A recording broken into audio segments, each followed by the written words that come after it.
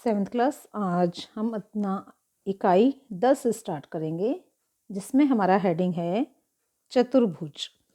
जैसे कि 6 क्लास में भी आपने ज्योमेट्री पढ़ी थी, ठीक है बच्चे, तो उसमें भी हमने आपको वर्ग, आयत वगैरह के बारे में बताया था।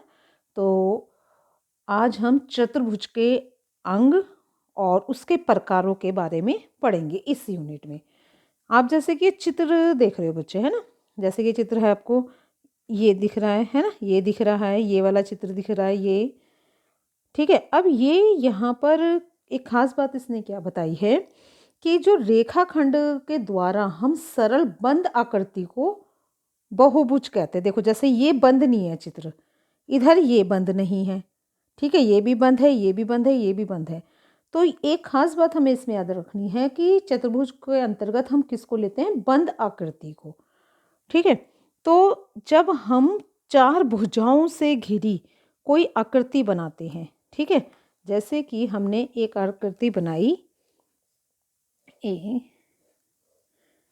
ये 4 भुजाओं से घिरी हुई, तो यदि हम इसकी डेफिनेशन की बात करें तो क्या कहेंगे? जो 4 बंद, सबसे बड़ी बात है कि ये बंद आकृति होती है, ठीक है। तो 4 भुजाओं से आपकी घिरी हुई आकृति को हम क्या कहते हैं बेटा? चतुर्भुज, ठीक है। अब चतुर्भुज क्यों कहा गया इसे? अब आप ये देखेंगे, देखो 1 2 3 4 भुजाएं हैं इसमें, चतुर्भुज। एक होता है आपका त्रिभुज, जैसे कि इस चित्र में आप देख रहे हो, इसे तीन से बना है ना, 1 2 3, ये क्या हो गया आपका? त्रिभुज। अब आप देखो इसमें 1 2 3 4 5, ठीक है, इसको हम किसके अंतर्गत दिखा सकते हैं बच्चे? बहुभुज, ठीक है। बहुभुज में क्या हम कहेंगे? यदि हम बहुभुज की डेफिनेशन बोलें तो जिस भी आकृति को हम 2 से अधिक भुजाओं में, मान लीजिए आपने 2 से अधिक भुजाएं, क्योंकि आप चतुर्भुज की तो गणना करेंगे, लेकिन आपको यहाँ पे पता भी होना चाहिए कि चतुर्भुज के अलावा बहुभुज भी उसी श्रेणी में आता है। लेकिन बस बहुभुज, चतुर्भुज हम केवल किसके लिए? 4 भुजाओं के लिए। जो त्रिभुज है वो हमारा 3 भुजाओं के लिए।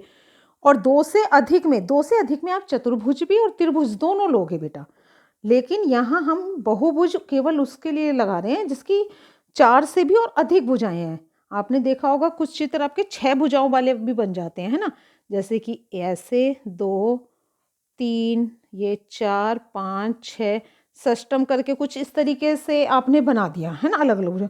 तो मान लीजिए वहाँ पे आपने काफ़ी सारी भुजाएं ले ली, तो उसको हम यहाँ बहुभुज कहेंगे, ठीक है। तो अब सबसे पहले मैं आपको इस चतुर्भुज के अंतर्गत कुछ चीज़ें बताना चाहती हूँ। जैसे कि मैंने ये नाम दे दिया इनको, A B C और ये D आपका, ठीक है, मैंने ये नाम इनके रख दिए। तो जब हम ये एक्सरसाइज करेंगे तो यहाँ हमें कुछ चीज़ें पता होनी चाहिए बच्चे। जैसे कि यहाँ एक हेडिंग आएगा आपका, मान लीजिए शीर्ष, ठीक है, ये पहला हेडिंग है आपका यहाँ पे, इसका शीर्ष। तो शीर्ष के अंतर्गत हम किसे मानेंगे? जैसे कि आपका ये चतुर्भुज है, तो शीर्ष में वो पता है A B C D चारों को मान रहा है। जिन बिंदुओं से आपका एक ये चतुर्भुज बना है वही इसके शीर्ष बिंदु भी हैं, ठीक है। यहाँ हम इन्हें शीर्ष कहते हैं। तो यदि आपसे कोई पूछे कि इस चतुर्भुज में आपके कितने शीर्ष हैं, तो आप क्या बोलोगे? इसमें आपके कितने शीर्ष हैं? 4 शीर्ष हैं। और कौन कौन से? जैसे कि A B C और ये D, ठीक है। तो इसमें ये 4 शीर्ष हैं। अब आपसे इस चित्र में ये पूछा जाए भुजा, इसमें भुजा कितनी है? जैसे कि अभी हमने इसकी डेफिनेशन में ही देखा बच्चे, क्या बता रहा था कि कितनी भुजाओं से ये चित्र आपका बनता है? 1 2 3 4। तो यदि मैं ये भुजा के नाम लिखूँ तो कैसे लिखूँगी? देखो, AB किसके बराबर होगी? BC, ये वाली, CD बराबर आपका CA। तो यहाँ कितनी भुजाएं हो गई आपकी? 4, ठीक है। इसके बाद फिर अगला हेडिंग आता है कोण। अगला हेडिंग, इसमें यदि आपसे पूछा जाए कोण, तो आपको हमेशा एक बात याद रखनी है, जो आपका चतुर्भुज होता है ये 90 डिग्री का कोण बनाते हैं, चारों कोण इसके। ठीक है, तो चारों कोण जब ये 90 डिग्री का कोण बनाते हैं तो हम कोण कितने बताएंगे, कितने हैं इसमें आपके 4। तो मैं कैसे लिख सकती हूँ, कोण ए, कोण बी, और ये बराबर है एक दूसरे के, क्यों, क्योंकि ये 90 डिग्री है और चतुर्भुज के चारों कोणों का योग 360 डिग्री होता है। 90 90 90 90 90 को 4 से गुणा करेंगे तो 360। ठीक है, फिर आता है कोण सी बराबर कोण डी आपका। ठीक है, तो आपको 3 चीजें बता दी। शीर्ष जिन 4 बिंदुओं से ये बना है वो शीर्ष, ये भुजा जिस लाइन से आपने ये चित्र बनाया है, इसके बाद कोण ये आपके चारों 90 डिग्री के कोण हैं। फिर एक शब्द आता है विकर्ण। वो यदि आपसे पूछता है कि इसमें विकर्ण कितने हैं, ठीक है, तो विकर्ण क्या होता है बेटा, विकर्ण ये होता है जब मैं इस लाइन को इस लाइन से मिला दूं और इस लाइन को इस लाइन से बना दूं। ठीक है, तो ये क्या है मेरा विकर्ण। तो विकर्ण कितने हुए मेरे, एक ये और एक ये। तो यदि मेरे से इस चित्र में पूछे विकर्ण कितने हैं तो मैं कितने बताऊंगी, विकर्ण आपके 2 हैं। ठीक है, तो यदि हम को लिखना हो तो हम क्या लिखेंगे, शीर्ष ए को डी से मिलाया, डी से मिलाया, तभी तो आपका विकर्ण बना। ए को आपने डी से मिलाया है। ठीक है, और यदि मैं यहाँ पर आपके किसको, बी को सी से मिला दूं, बी को सी से, यहाँ लिखेंगे हम शीर्ष बी को सी से मिलाया। ठीक है, तो ये आपके क्या बन गए, यहाँ पर 2 विकर्ण। ठीक है, अगला हेडिंग है आपका संलग्न भुजाएं। अगला हेडिंग है आपका संलग्न भुजा या भुजाएं। ठीक है, तो संलग्न भुजाएं कौन सी होती हैं बच्चे, जब हम इस चित्र में देखेंगे तो ये इसके सामने वाली, ये इसके सामने वाली। ठीक है, तो ये इसकी क्या है आपकी संलग्न भुजा, कि ये इसके सामने और ये इसके सामने। तो कितनी संलग्न भुजाएं हो गई आपकी, यहाँ पर आपने क्या देखा, देखो ये आपकी भुजाएं कितनी थी, यहाँ भुजा भी कितनी लिखी थी आपने, 4, और संलग्न ये इसके साथ है और ये आपकी इसके साथ है।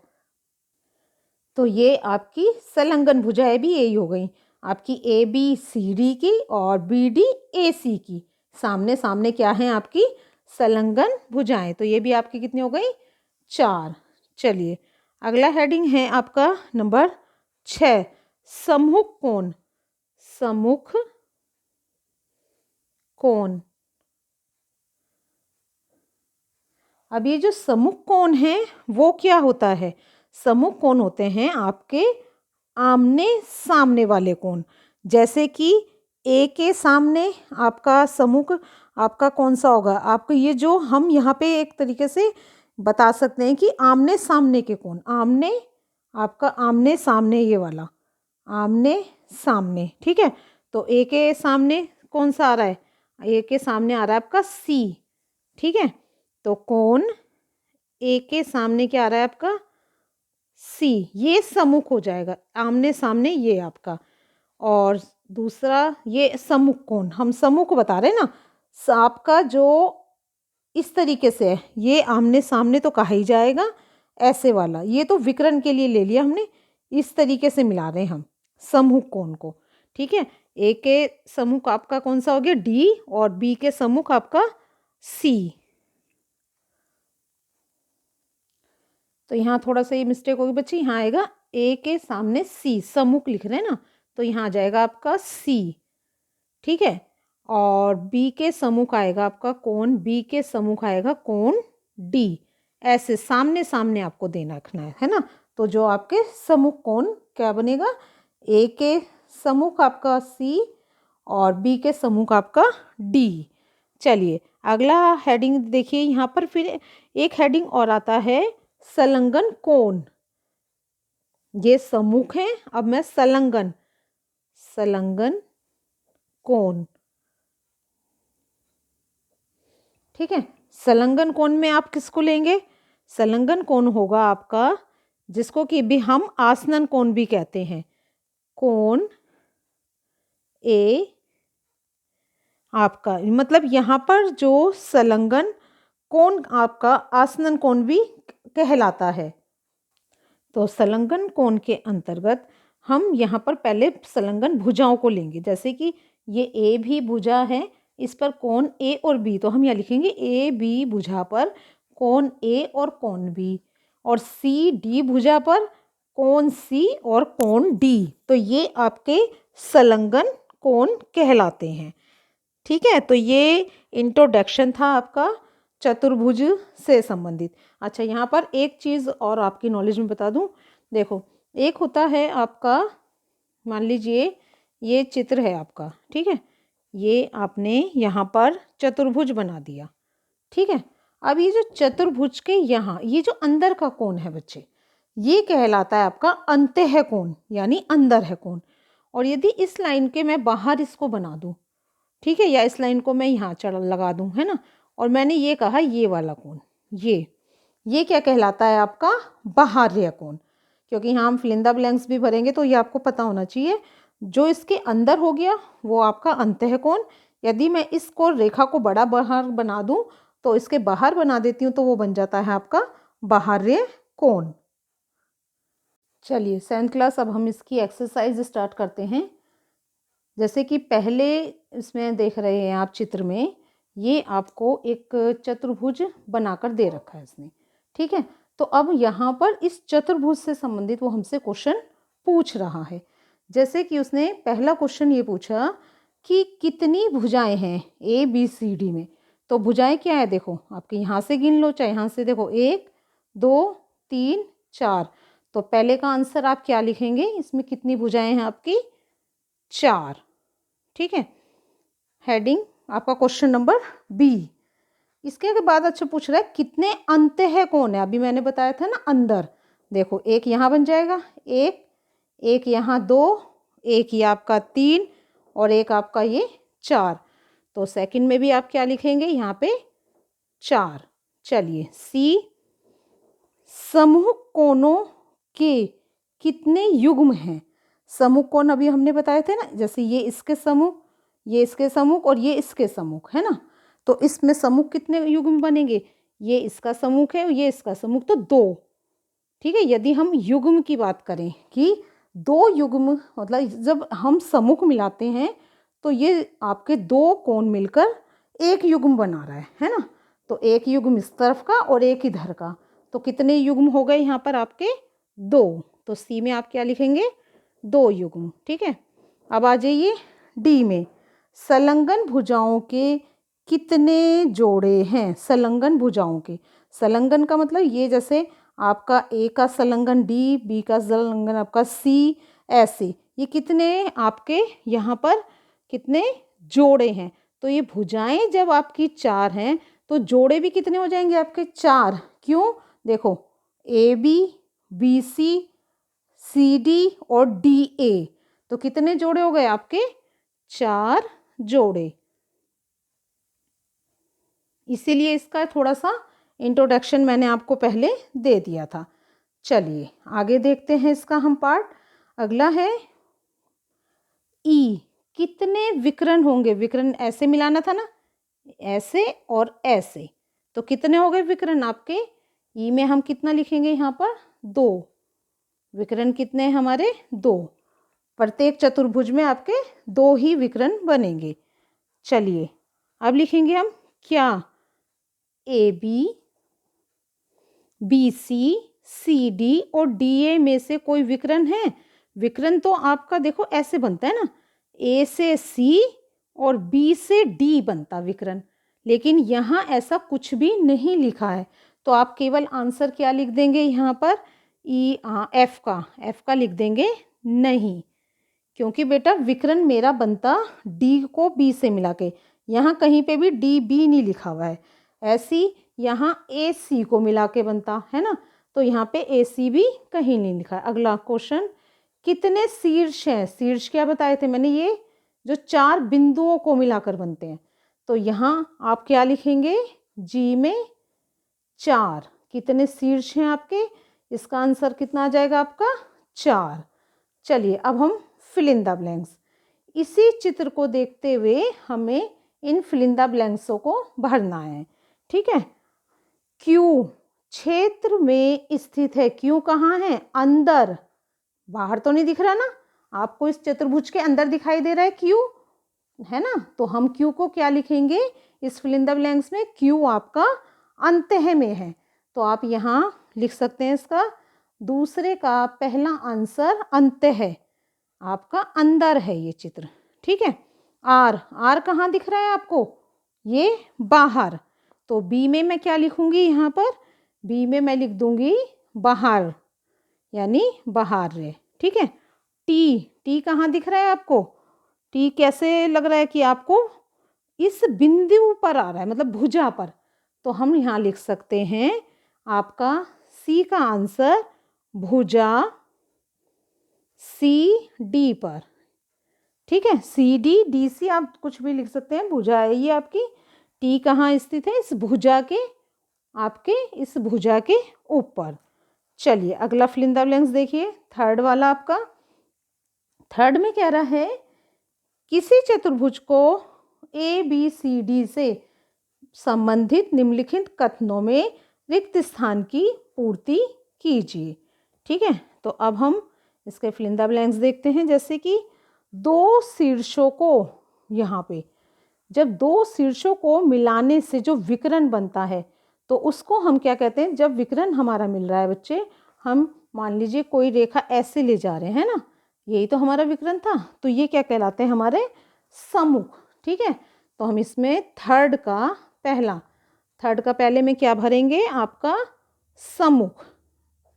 चलिए थर्ड का सेकंड, शीर्ष ए और डैश को मिलाने से विकर्ण बनेगा, जैसे मान लीजिए मैंने ये शीर्ष, आपका चित्र आपको दिखा दी हूँ मैं दोबारा से, यहाँ शीर्ष ए है, इसको सी से मिलाऊंगी तभी तो मेरा विकर्ण बनेगा, तो हम यहाँ फिल इन द ब्लैंक्स में क्या भरेंगे, शीर्ष ए को सी से मिलाने से बनता है विकर्ण, तो हम यहाँ इसका सेकंड भर देंगे आपका सी, ठीक है।